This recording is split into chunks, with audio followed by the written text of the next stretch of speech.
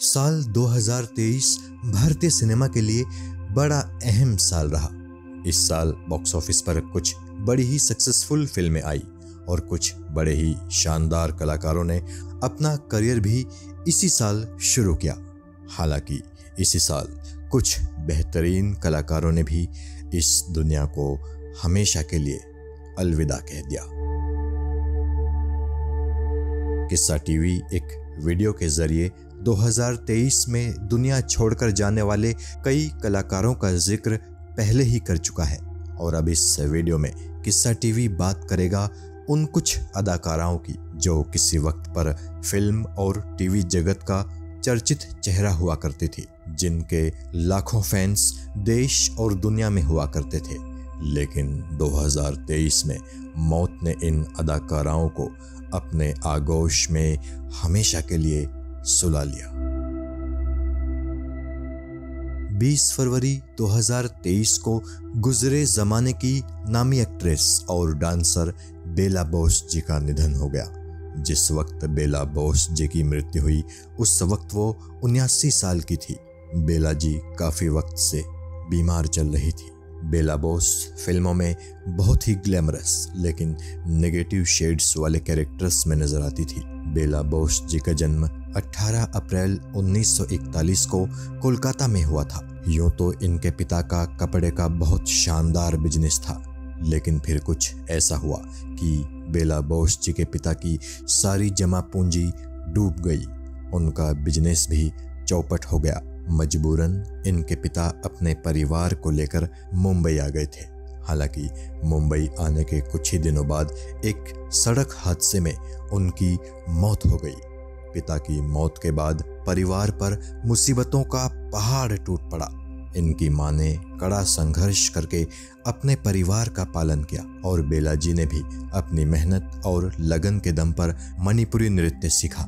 साथ ही साथ फिल्मी डांस की भी बारीकियां बेला जी ने सीखी थी और आगे चलकर बेला जी हिंदी फिल्मों में अपना एक अलग मुकाम बनाने में कामयाब रही।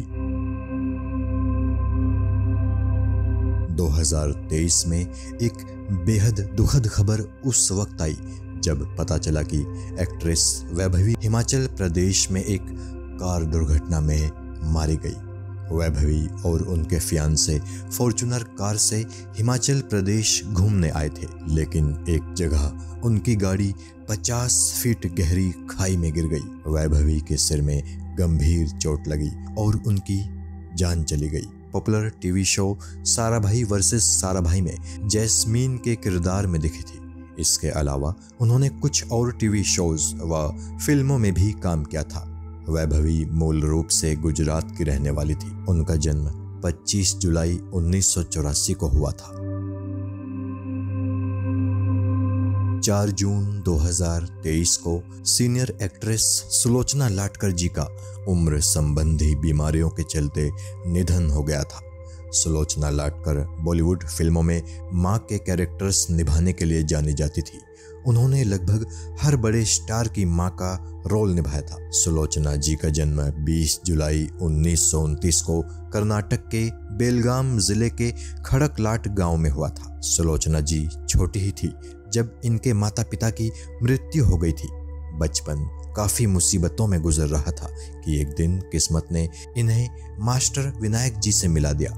मास्टर विनायक 1930 से 1940 के बीच के नामी अभिनेता और डायरेक्टर थे। उन्होंने ही सुलोचना लाटकर जी को अपनी कंपनी प्रफुल्ल पिक्चर्स में पहली नौकरी दी थी। बस यहीं से सुलोचना लाटकर जी का फिल्मी सफर शुरू हो गया था। प्रफुल्ल पिक्चर्स में नौकरी के दौरान ही सुलोचना लाटकर जी की मुलाकात लता मंगेशकर जी से हुई थी और ये दोनों बहुत अच्छी दोस्त भी बन गई थी। फिर 3 महीने बाद सुलोचना जी ने भालजी पेंढारकर की कंपनी जयप्रभा स्टूडियो में नौकरी शुरू कर दी और ये भालजी पेंढारकर ही थे जिन्होंने इन्हें सुलोचना लाटकर नाम दिया था।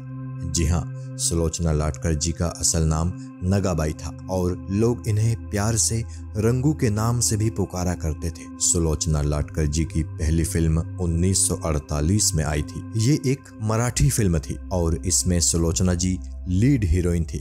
फिर साल 1953 में इन्होंने औरत तेरी यही कहानी नाम की पहली हिंदी फिल्म में काम किया था, जो कि स्त्री जन्म तुझी कहानी नामक एक मराठी फिल्म का रीमेक थी। और इत्तेफाक से उस फिल्म में भी मुख्य भूमिका में सुलोचना लाटकर जी ही थी।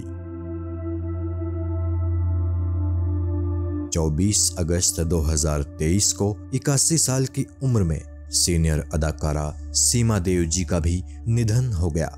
सीमा देव जी हिंदी और मराठी फिल्मों की नामी चरित्र अदाकारा थी। सीमा देव जी के पति रमेश देव जी भी एक्टर थे और उन्होंने भी फिल्म इंडस्ट्री में बहुत नाम कमाया था। रमेश देव जी का निधन साल 2022 की फरवरी में हुआ था। सीमा देव जी का जन्म 27 मार्च 1942 को मुंबई के गिरगांव में हुआ था। इनके घर की आर्थिक स्थिति अच्छी नहीं थी, इसलिए इन्होंने फिल्मों में काम करने का फैसला लिया था। और इत्तेफाक देखिए, जिस दिन ये अपनी मां के साथ फिल्मिस्तान स्टूडियो में काम की तलाश में जा रही थी, उसी दिन लोकल ट्रेन में पहली दफा इनकी मुलाकात रमेश देव जी से हुई थी। हालांकि पहली मुलाकात में इनकी मां और रमेश देव जी का झगड़ा हो गया था। वैसे यहाँ ये बात बतानी भी जरूरी है कि सीमा देव जी का असली नाम नलिनी सराफ था। फिल्मों में आने के बाद ये नलिनी से बनी थी सीमा, और रमेश देव जी से शादी करने के बाद